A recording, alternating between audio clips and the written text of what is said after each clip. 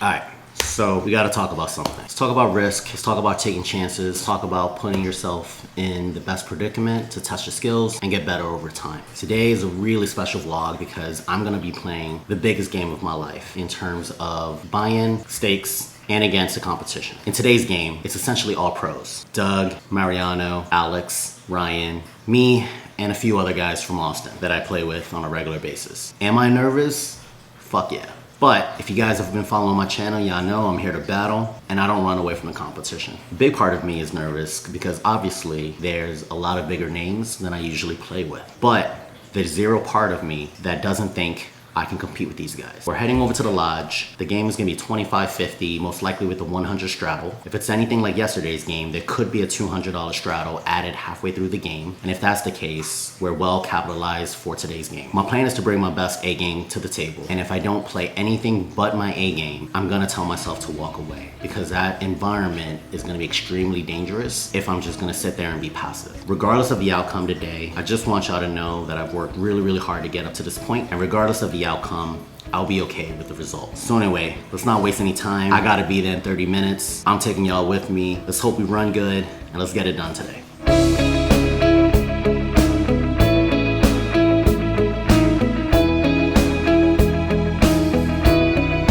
Who's the most reliable person you work with? That'll be you. That'll be JWIN. Thank you. JWIN. Chad, you fucking stopped me in the parking lot, you sweet talked me, and then you're playing in the same game.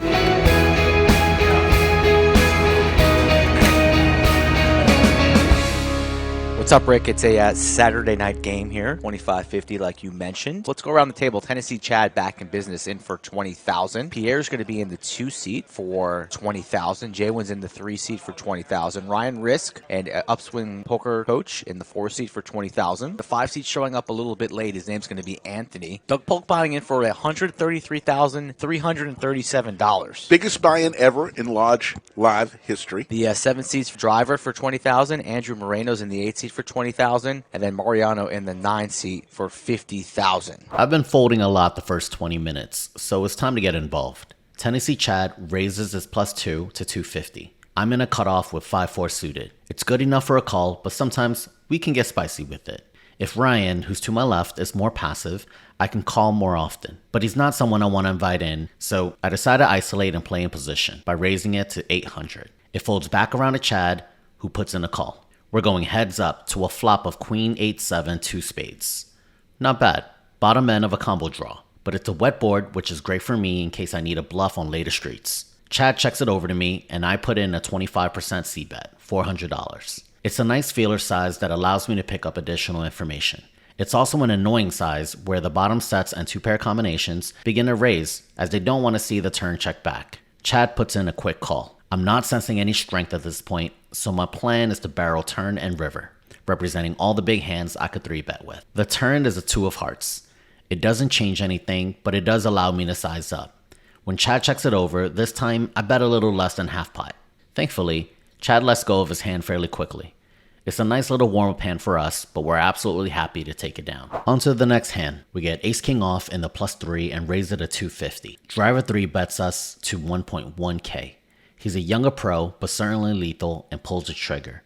He plays in all the big games here and isn't fearful of playing out of position. Well, let's test that. It's perfectly fine to flat, but ace-king is an interesting hand. We should generally be okay with our opponent folding prematurely. So we take the aggressive route, and we 4-bet it to 2.8k with a goal of folding out the bottom half of his range. But he makes the call. 2 amigos to the flop. 9-8-8, 2 hearts. Driver plays in flow and checks it over. While this is normally a very high frequency c-bet for me, I decide to check the flop. We do have range, but not the nut advantage here. So often, we're not going to want to bloat the pot. Besides, let's just take a quick look of what his 4-betting calling range could be. It's worth noting that I don't see John 3-betting a lot of the bottom half here. So those hands aren't going to be in his range. What that leaves us with is a lot of continuing hands, from overpairs to nuttish hands and draws. He's rarely folding anything in his range, so we just check it back. On a 9 of diamonds, Driver checks it to us again. This 9 shouldn't change anything for us, other than there's very few hands we can beat. Betting here doesn't serve a strong purpose unless we're going to fire out large on the river. I decided to just give it up and check it back. The river is a 10 of spades. No way this helps us, and everything else in his range gets there. He leads out for 3.5k, and we insta-fold. Ace-king can sometimes get me in trouble, but I'm pretty happy with how this hand played out. Speaking of ace-king, in the next hand, our opponent, Anthony, opens up his +2 to 250. It folds all the way to us in a straddle, and we have an option. We can either 3-bet it here, a small frequency, or we can smooth call. This time, I decided just flat and see a flop. The flop is quite interesting. Jack 10-6, 2 clubs. Here, I'm checking my entire range against an early position raiser. From EP, he has a ton of value hands, top 2 sets, top pair with good kickers, and some big draws like suited aces, 9-8 suited, king-queen suited. He has a predictable C-bet here, which he does confirm with a 175 bet. With a draw to the nuts plus some backdoors and 2 overs, it's an easy continue for us. We put in a call and bank it right away in the turn, but we check, hoping to raise any bet. Anthony puts in a bet for 650. We get what we want, and it's time to go get value. We raise it at 1.8k. If called, the pot would increase to 4.5k, which leaves us with a good opportunity to size up on blank rivers. Anthony goes through a quick exercise in his head and puts in a call. On a blank 2 of spades, it's time to put in a big bet. But here's where things go wrong. Anthony originally sat down with much more than I heard he was buying in for. This isn't his fault. This was mine for both mishearing the buy-in amount as well as not checking for his big chips. When I put in that check raise, the plan was to find a jam on the river. I was okay with any amount up to 1.5x as his range is quite strong on this board and it's possible for him to call off. When front door draws brick on a wet board, I get to polarize a lot. We put in a huge 2x jam. He doesn't really take long and says he isn't quite good enough to call off. It's unfortunate he has ace-king, which is one of the weaker hands he showed down with, but even more unfortunate, I made a sizing mistake. I remember being quite disappointed right after. Here's some footage in the moment. A massive overbet here from JWIN. Wants blood. Harsh welcome to Texas here in Round Rock, table 11. Under the lights. We saw somebody yesterday call off their entire stack with ace-king, except that was ace-high. This time it's top. Gonna lay it And down. he lays it down. JWIN's not going to show nothing. Jay would get a patch, a WPT patch on his jersey. Pierre just found it on the floor. Maybe Brad Owen left it. Yeah, it's Brad's. Hey guys, so big blunder on my part. When we check raised the bet from 600 to 1.8k, his calling hands were a lot of king queens, queen jack, some possibly 2 pairs like jack 10. He has all of the sets in range, including some over pairs. So he had a lot of calling hands. So when he made that call, he's got to read that he wasn't on a flush draw and he had some value hands. So I knew I wanted to get a big bet in on the river. However, I misread his stack. So I thought he started with about 8 or 9k, and I didn't realize he started with twice that amount. So that was actually my fault. I misread his stack, and it pays to take a few seconds to make sure that you have the right info before you make your decision. So my bad, guys. All right, on to the next hand. I don't want to slip that one too long. Next hand. We're first to act, and we open with one of our favorite hands, 7-6 suited. It's quite wide, but hey, it's a stream game, so let's play some hands. Andrew calls on the button, and Chad and Pierre calls from the blinds. 4 ways to a flop. The flop is ace 6-4 rainbow. Chad and Pierre checks it in me. As the early position raiser, we have all of the aces in range, so we put in a c-bet of 300. Andrew surprises us and raises it to 1.1k. The other 2 fold and is back on us. With middle pair and being out of position, it's pretty difficult to continue, so we just let it go. There's some backdoor equity, but if we had an extra spade to go with it, we'd be more inclined to call. Looking back at film, I thought it was an interesting raise by Andrew. While I do have all of the suited aces and big aces in range, I also have a lot of marginal hands that would overfold to a raise on flop. I thought his raise was creative because it doesn't have to work often, and since I shouldn't have any of the bottom 2 sets, a turn and river barrel will mostly get all of my aces to fold. Unfortunately, or fortunately, I didn't get into hands with Andrew, but this was world class. Way to go, Andrew. I enjoyed watching this. Hey guys, another lightning round interview with another professional poker player. What's up, Ryan? Hey guys. Really lucky to be with Ryan today. I know he got to go though, so I'm going to ask him just 3 quick questions for a lightning round interview. All right, number 1, cash or tournament? Cash. Nice. Favorite guilty pleasure hand? 7-5 Ooh, spicy. And then final question for the developing poker players out there. What is your number 1 advice for them to get better and move up in stakes? I think probably the thing that will really take you from where you are to the next level the fastest is getting a group of people. It's tough to get good at this game on your own, so if you have some like-minded people to bounce strategy off of each other and motivate each other, that's probably the most important thing about it. Oh wait, this sounds like a specific project that you work on. It Multiple, is. with Yes, Upswing and yourself. Yes, exactly. Any websites you want to call out? You guys can check out pokerwithrisk.com or check me out on YouTube as well. That's it. Awesome. Hey, great playing with you, man. Great session today. GG. It folds to us in a hijack, and we open the action to 250 with pocket 5s. When it gets to Doug in a small blind, he 3-bets it to 1.1k. We're playing fairly deep, and I have a lot of room to maneuver if needed. It's an easy call from us with an already made hand. We put in the call and await the flop. The flop is king 5-3 all spades. We hit our set, but it's a wet board and we need to be careful. Doug continues with a small 20% bet. In position is feasible to protect our hand and raise, but we also have plenty of equity. I'm okay with a smooth call and would prefer to evaluate on turn. The turn is a 3 of diamond, giving us a boat. Doug sizes up to 2.2k. It's a great setup for us and it's time to put together a plan. If we raise it to 6.5k and get called, the total pot will be 16k, giving us room for a river jam. When Doug makes the call, he's never calling light.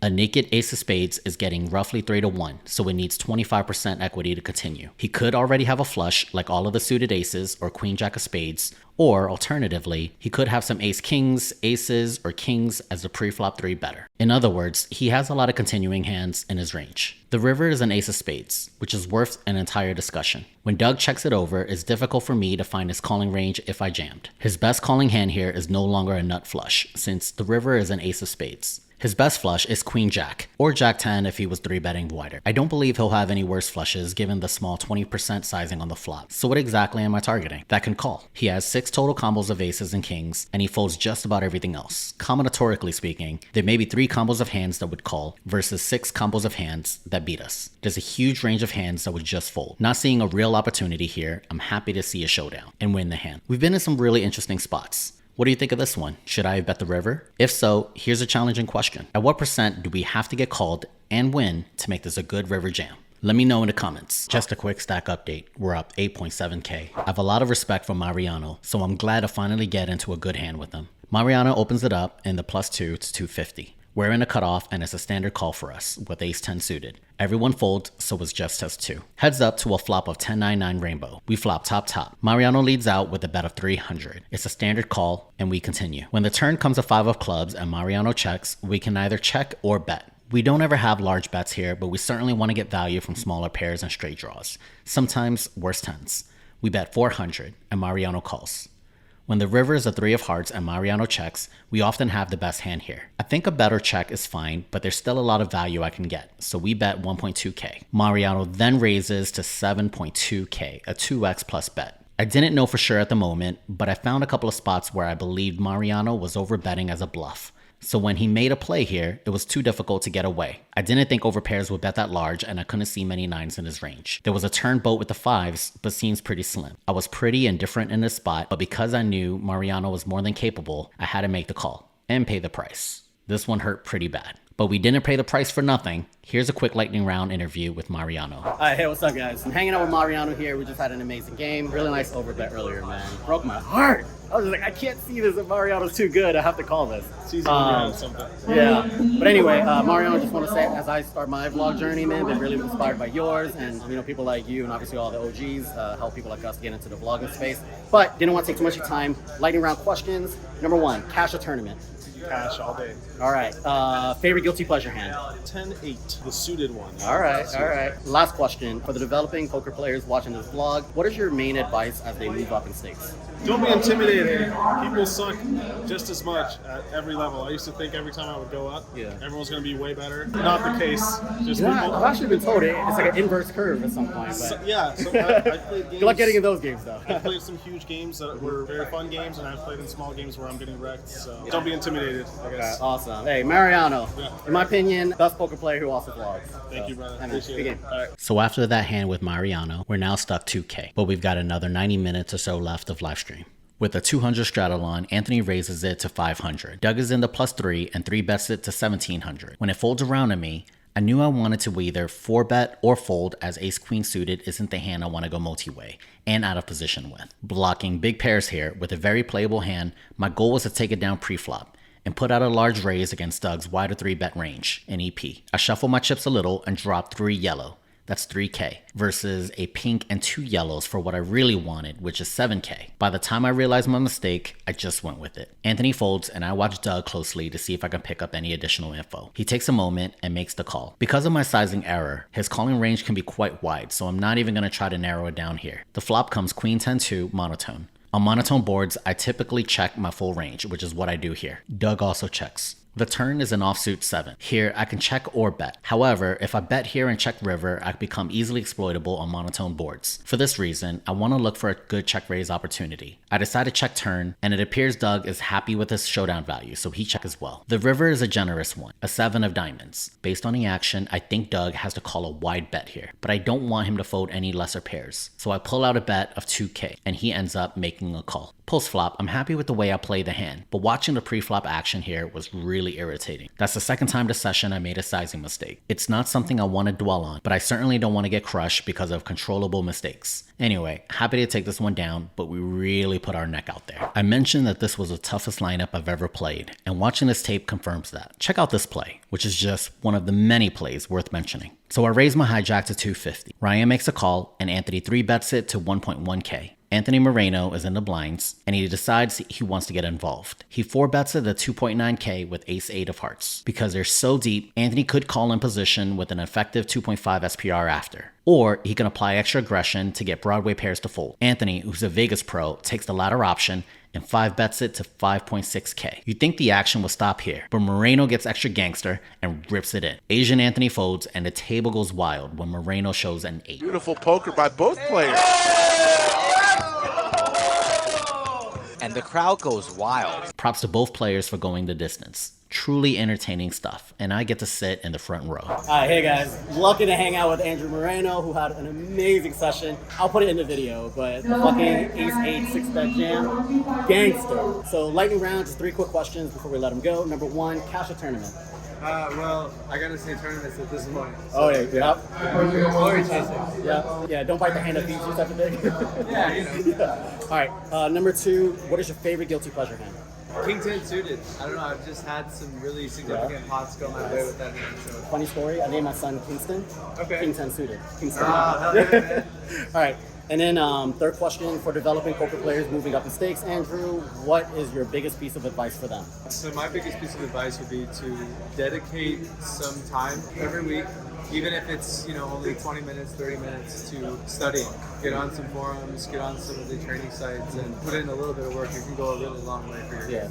Alright, my man, thank you so much. Yeah, Great game. So you guys know that I recently signed with pokercoaching.com. What makes this truly special is that over the last 2 years, this was the primary website that I used to improve my game. Even today, I regularly use the website to study my pre-flop game. There are a ton of courses, my 2 favorite being the Cash Game Masterclass led by Jonathan Little, as well as the Advanced 6-Handed Play led by Olivier Bousquet. If you'd rather look at specific hands and want to test your knowledge in real time, there's over 1,600 quizzes for you to do so. Or if you have some time and want to take a class, there's a bunch. And shout out to my private coach, Brad Wilson. Anytime I see his class, you know I'm clicking. And for the ultra competitive, if you want to sign up to a challenge, go really deep dive into a certain specific topic, there's a list of challenges that you can complete. For those interested, I left a 3-day all access pass down below in the description. Try it out, let me know what you think. And if you have any questions, reach out to me. Thanks, guys. As if my library of hands with Doug Polk wasn't big enough, we add another. Doug raises his +3 to 250. It folds to me in a straddle, and I can either close the action,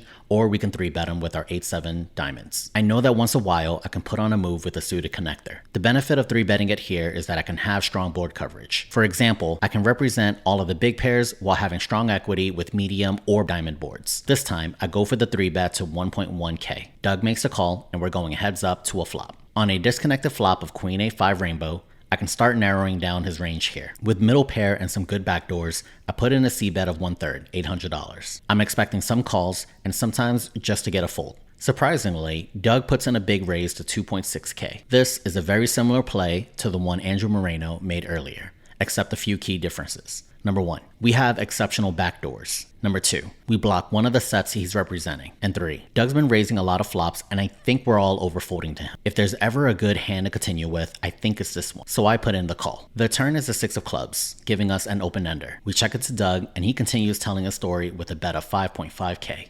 Now, with an open-ender, we're definitely not going anywhere. We put in the call. When the river is a 2 of clubs, we check it over one last time, and Doug gives up. We tell him we have an 8, and an 8 is good. I'm not gonna lie. I'm not sure what I would have done if he went all in on a river.